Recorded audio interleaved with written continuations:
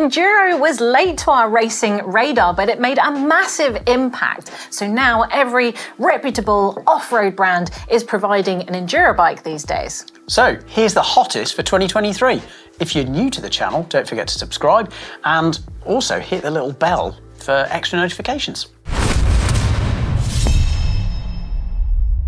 Enduro bikes are designed for riding in extreme conditions, such as what we see in the Enduro World Cup series. So for that reason, bikes need to be capable of tackling demanding descents under the clock, but also being capable of riding long distances back to the next stage. So for those riders seeking speedy descents, but don't want to have the uplift fees that often come with downhill bikes, then the Enduro bike is a perfect halfway house between a trail bike and a downhill bike. Yeah, for sure. And these typically are full suspension bikes, usually 150 to 170 mils of travel, but you can get 170 to 180 mil full suspension bikes, and these are deemed super enduro bikes, which is another step in descending capabilities, possibly for those seeking thrills in bike parks or wanting to do the occasional bit of free riding. Super Enduro or just regular Enduro. Either way, these bikes are exceptionally rugged. Here's some of our favourites that came out this year. Never has the phrase "looks like a session" been more apt. When the Trek/Gen 6 got released this year, it followed its big brother's downhill bike footsteps with that high pivot idler suspension design. Yeah, and that high pivot suspension gives a slightly rearward axle path that means that the rear wheel should move away from big hits and square edges, so it should give you a really smooth, bottomless, magic carpet style ride. And cleverly, due to the chain idler, you shouldn't get too much pedal kickback on rough terrain either. Yeah, and paired with 170 mils of suspension, front and rear, this thing should absolutely eat boulders for breakfast. And because it has an upper idler and a lower idler, that chain is very taut and should promise to be a very silent ride as well. And it will need to be silent because with a 63.5-degree head angle, that's like downhill slack. That's amazing. Yeah. You'll be able to rally the slash through any kind of rough terrain. But cleverly, Trek have matched that really slack front end with a relatively steep 77-degree seat angle, so you should be able to winch yourself back up any climbs.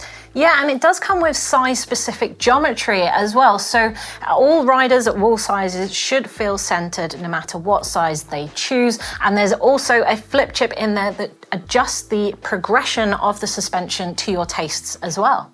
And that lower shock link can also be used to switch between wheel size. So all of the bikes come MX or mixed wheel size to start with, but you can set it up as a full 29er. But bike prices start from a relatively good value for an Enduro racer, $4,250 in pounds or $4,399 US.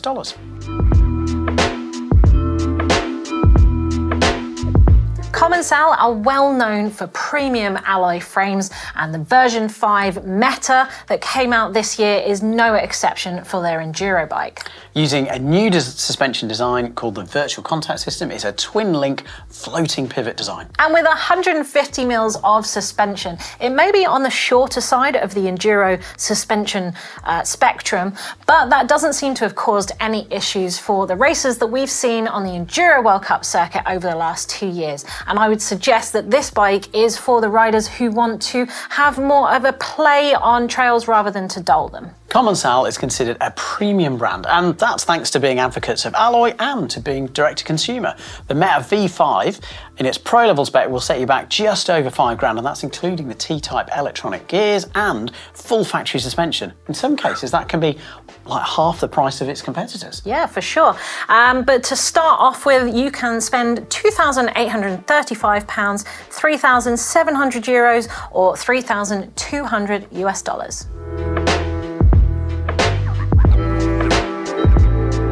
Tyee roughly translates as chief or boss, and they have absolutely bossed the refresh on this new Tyee for 2023 and really looked into every little detail to see how they can improve it this year. Yeah, from the stainless steel headset and frame bearings for added life. They've also looked at the position of the shock in the front triangle to make more space for bottles and storage. They've even looked at the placement of the rear caliper. So they've tucked it inside the rear triangle to make what they say a stiffer and more powerful position. Nice. This is a 160, 170 mil travel bike, and it can be built up with either mixed wheels or 29er, but if you can't decide between the two, there is a flip chip, so you can flip between two different rear wheel sizes. However, if you are small or extra small, you can get those sizes made up in a full 27.5 package. And all those bikes, whether they be 275 or mixed, get a super clean aesthetic, and that's thanks to this really clever integrated headset cable routing guide. So they've got a dedicated stem or a special spacer to make a really clean, rattle-free system for cable management. Nice. So the Tyee is available in carbon, but the aluminium Tyee comes in a really budget-friendly £2,999 and looks really beautifully utilitarian in either black, raw, or that military green, which I quite like. This summer, we saw the Athertons release the AM170, which is a boosted version of their 150 Enduro bike. So it's 170mm travel, as you might imagine, but it can be paired with a whopping 180mm forks. Oof. Now, all Atherton bikes are made by straight carbon tubing, bonded into 3D printed titanium lugs, all additively manufactured right here in the UK under the watchful eye of infamous, legendary family in the downhill racing scene, the Athertons. Not only does this process keep production in-house and the quality control high, it also allows for clean lines and super straight seat tube for maximum drop post insertion to keep the saddle way out of the way, whether you're doing bonkers steep lines or just making stupid decisions. Although it's an Enduro bike, it has actually withstood some Cat 5 downhill testing, and with those clean lines, it will surely withstand the test of time too. Not to mention that tried and tested DW6 linkage, which was invented by suspension legend Dave Weigel. For $4,200, you get the frame only in a whopping 11 different sizes, which is bonkers. Crazy. And that's not including the adjustment that you can do to the geometry with a flip chip. And also, if that's not enough, for an extra, only an extra £650, you can get custom. So you can get a full custom bike.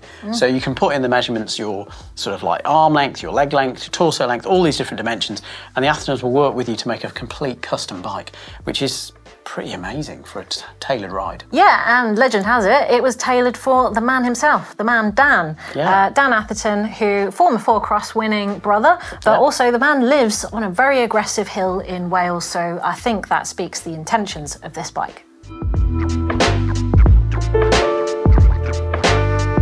Of course, the new Orbea Rallon was released in 2023, bumping up the travel in the rear from 160 to 167, being specific. And they also slackened the head angle as well, going to half a degree less, with a 63.5 degree or a 64 degree head angle, depending on how you adjust it, because that rear shock is actually flippable. Oh, nice. So you've got a little flip chip to adjust the geometry. Clever. I mean, all of these changes make the platform kind of more cemented as the Enduro or almost super Enduro bike, because obviously Orbea have got the wonderful Occam SL. Also new. Yeah, also new. And the LT, which is the long travel version, as trail bikes. So, yeah.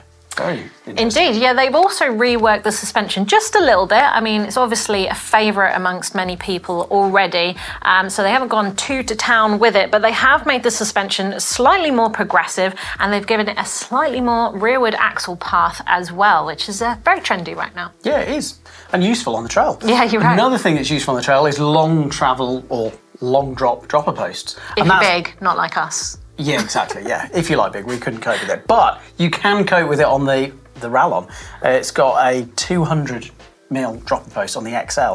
But interesting, they've got lots of size-specific features throughout the range as well. So the smalls and mediums come with 165 cranks, and then the large and XLs come with 170s. And yeah, because of the way they've designed the seat post, you can kind of like play with the frame length that you want to fit the dropper post that you want. So you could go up to that wild 200.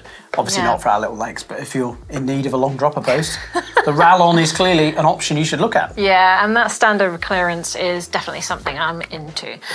So that's all we've got time for, or that's all of our list anyway on the hottest Enduro bikes. A few honourable Enduro Enduro mentions out there. I guess the Da Vinci chainsaw is a good one. If you're into downhill occasionally, then that's a bike you want to have a look at, because you can actually flip it up into 180 mils of travel, shove some triple crowns on there and go shred the DH. Yeah. Very burly. So burlier end of Enduro. Scott Ransom, that also gets a mention. Oh, yes. Yeah, one of the original long travel and light, I guess, almost pre-Enduro bikes, actually. Yeah, but of course, looking very sleek. And maybe a Santa Cruz Mega Tower. I mean, it's a classic, isn't it? I don't see as many as I used to, but it's definitely a good bike.